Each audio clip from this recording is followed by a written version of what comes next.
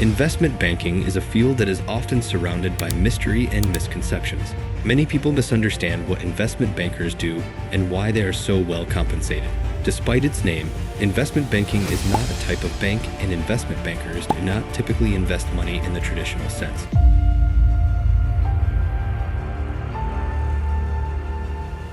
So, what exactly do investment bankers do? Goldman Sachs pays first-year investment banking analysts a starting salary of $123,000 per year with a median bonus of $80,000. Exceptional performers can reach managing director in as little as 10 years, potentially earning millions annually. This makes investment banking an attractive career choice, even for those uncertain about its specifics. Nevertheless, focusing solely on the high compensation package can be a costly mistake when considering a career in investment banking. Goldman Sachs first-year analysts work an average of 95 hours per week and get less than 5 hours of sleep each night. The job demands a high pain threshold, and those who cannot endure a 100-hour workweek may struggle to advance to the next level. Some analysts reported only showering once a week, and others feared leaving their desks for fear of reprimand. While the survey's findings are dramatic, it is undeniable that first-year analysts' long hours are genuine. Investment banks have traditionally acted as intermediaries between businesses seeking capital and investors, which is why they are called investment banks. The term bank originates from the Italian word banco, which referred to the benches that merchants sat on in public squares. However, with the expansion of their services, investment banks like Goldman Sachs have become increasingly complex in their roles beyond traditional investment banking. Goldman Sachs has expanded into 4 primary divisions, each with unique areas of expertise. The Property Asset Management division functions as a hedge fund, while the regular investing and lending division blurs the line between traditional banking and investment banking by operating like a retail bank. The Institutional Financial Services division provides coverage to investment funds by offering margin loans and trade executions, much like the popular Robinhood account. This division has been the focal point of the well-known TV show industry. Despite their similarities in appearance, it's important to note that these 3 divisions are not investment banking. Goldman's 4th division is solely dedicated to investment banking and is kept separate from the other 3 divisions. These divisions have unique roles and specialties within Goldman Sachs. There are smaller firms in the investment banking industry referred to as bespoke or boutique firms that specialize only in investment banking and lack consumer services, wealth management arms, and lending activities. Investment bankers at these firms spend much of their time working on Excel spreadsheets and creating PowerPoint presentations, contrary to Hollywood's glamorous portrayal of their daily tasks. Investment bankers function much like real estate agents, except they specialize in working with companies rather than properties. Their main responsibility is to facilitate deals by identifying potential clients. These clients usually comprise investors or founders who wish to sell their company or equity, which is referred to as a sell-side engagement. Once an appropriate client has been found, the investment banker will present a list of potential buyers for their consideration while competing to secure representation for the sale. These potential buyers can be divided into 2 groups: strategic buyers and financial buyers. Financial buyers, such as family offices, hedge funds, and private equity firms, are mostly concerned with obtaining a profitable return on their assets. To maximize their financial profits, they look for opportunities to invest in businesses that are not publicly traded. Strategic buyers, on the other hand, are often corporations interested in acquiring a rival firm or one that sits above or below them in the supply chain. The process of acquiring another company, known as a buy-side engagement, may occasionally require companies to enlist the help of outside experts. A publicly traded firm purchasing a private company, leading to a significant expansion, is one kind of buy-side deal. The strategic consulting contract, in which investment bankers help companies achieve their objectives, is another unique deal. Consider a client who desired to sell $200 million worth of equity. However, a strategic analysis revealed that the business might still get the $200 million without selling itself. How? By taking out a loan, repaying it with a dividend, and then utilizing the money while maintaining ownership. A dividend recapitalization is the strategy, and it's only one of the fascinating possibilities in investment banking. As an analyst or associate, you generally won't seek out opportunities. Instead, you'll focus on assisting senior staff members, such as managing directors and vice presidents, with agreements and deals during your first 5 years on the job. In the investment banking industry, Clients seek out the best deals available and compare proposals from multiple companies. Managing directors leverage their influence to persuade potential clients to share financial details. With the assistance of associates and analysts, a persuasive pitch deck is created, leading to successful commercial agreements. An investment banking pitch deck is a 20 to 30-page PowerPoint presentation designed to convince potential buyers to invest millions of dollars in your company. It showcases the investment bank's expertise in your company's sector and includes essential information about the deal team, expected timeline, potential buyers, and most importantly, the estimated value of your company based on thorough market research and financial data. Creating a pitch deck is a time-intensive process, but there is no guarantee that clients will approve it. They may opt to work with a different bank or choose not to sell at all. Therefore, it's crucial to have a team of skilled investment bankers who can create an informative and compelling pitch deck to persuade potential buyers and secure the sale. If the team makes it through the pitch, they proceed to the next step, where they create a confidential investment presentation, CIP, for possible clients or investors. Almost all of the company's data is combed through at this point to create a 50 to 130 pages document that details the company's history, goals, and hard data, such as organizational structures, products, patents, financials, locations, and market research. The information is stored in a data room that is regularly updated during the sale process. Additionally, banks now use virtual programs like DataSite and Intralinks, which are like the Fort Knox of file-sharing platforms, in place of the actual secure rooms loaded with boxes of documents that originally served as data rooms. The reason for the company's decision to raise capital is an essential piece of information that must be included in the CIP. Companies typically raise funds for two main purposes, the first of which is to invest in the business and grow its activities, which is referred to as seeking growth. This involves issuing new shares and letting investment bankers use the equity fundraising mechanism to sell them to eligible buyers.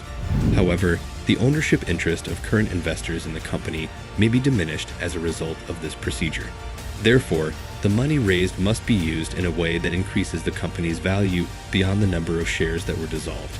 For instance, if an equity investment round doubled the number of shares but reduced an individual's ownership position in the firm from 10% to 5%, it would not be a satisfactory outcome. Businesses often raise capital through a buyout or secondary offering to reward their shareholders with payouts. Early investors can sell their shares to new investors looking to buy the business without the money raised going back into the company. Investment banking deals require a precise and cautious team to ensure success. Crafting a comprehensive information package is a high-stakes job that requires expertise. Any inaccuracy could have massive consequences when billions are on the line. It's a high-pressure job that separates the best investment bankers from the rest. The typical investment banking team comprises a managing director, a vice president, an associate, and an analyst.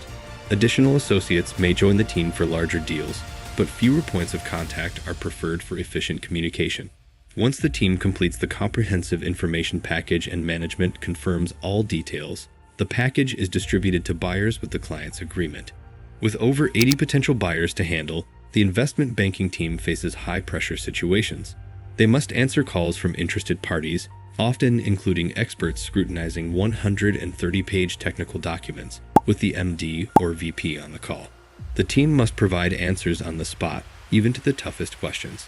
The investment bank's initial marketing campaign for a deal, which typically lasts up to 3 months, aims to promote the client's company without making any false claims that could lead to legal action or harm the bank's reputation. During this stage, the bank narrows down potential buyers to 20 or fewer, with success being 5% or more expressing interest. Further data room access is granted, and meetings between buyers and the client's management team are facilitated for facility tours. Ultimately, out of the 5 interested buyers, 3 will typically submit a letter of intent outlining their offer and the basic terms of the deal, including the price they are willing to pay. If the client accepts one of these offers, the deal moves forward to the due diligence phase. Throughout this process, the investment bank works diligently to present the client's company in the best possible light while adhering to ethical and legal standards. The due diligence phase is a critical step in the deal-making process, as it allows the investment banking team to collaborate with the client's lawyers, the buyer's lawyers, and other third-party providers to conduct a thorough review of the business. During this phase, Various specialists, such as accounting experts, examine the company's financial statements to ensure that they align with what was presented to the buyers. Personnel charts, existing loans, lands, tax documents, and ongoing legal issues are also scrutinized to identify any potential issues. During due diligence, any issues could jeopardize the deal, so bankers must promptly offer solutions to mitigate concerns and secure success. It's not just box ticking, but a chance for investment banks to showcase expertise in managing complex transactions and delivering value to clients. The stakes are high, and agility is essential. After successfully conducting due diligence, the buyer proceeds to create a purchase agreement that is guided by the initial letter of intent. This document typically spans about 60 pages and contains an extensive list of terms and conditions, including non-compete clauses. These terms are subject to discussion and take approximately a month to finalize, but once everyone is content, a date for deal closure is set and the funds are transferred. At this point, the investment bank earns its fee from the seller. The team also assists the buyer in completing mundane tasks such as transferring keys and facilitating account access in the event of an acquisition. To ensure the smooth transition of ownership, the banking team must guarantee the uninterrupted operation of the business and continued payment of staff for the new buyer. This process takes up to 6 months and requires meticulous attention to detail, since even minor issues can jeopardize the entire deal. Clients selling their companies are often inexperienced in such matters and may feel anxious throughout the process, expecting a team member to be available at all times of the day. A single erroneous piece of information could potentially wreak havoc on your career, costing you countless hours of phone calls and poring over stacks of documents. The pressure of an investment banking analyst's job is already overwhelming, with analysts typically juggling 4 to 6 deals simultaneously. Once they've survived their first year, analysts don't have the luxury of letting loose and partying like in the movies. They're too busy working tirelessly or catching up on much-needed rest, leaving little time for anything else. It's a high-stakes, high-stress profession that demands unwavering dedication and attention to detail. In investment banking, the up or out recruitment policy is followed in most firms, making it difficult for individuals to sustain a long-term career. If you don't get promoted to associate within 2 to 3 years, you risk being fired, and if you don't reach VP within 5 years, you may face the same outcome. MDs and VPs primarily focus on networking and engaging potential clients to find new businesses. While their workload is usually less demanding, their compensation is comparatively higher. However, some bankers must dedicate a substantial portion of their income to maintaining multiple country club memberships to gain access to potential clients.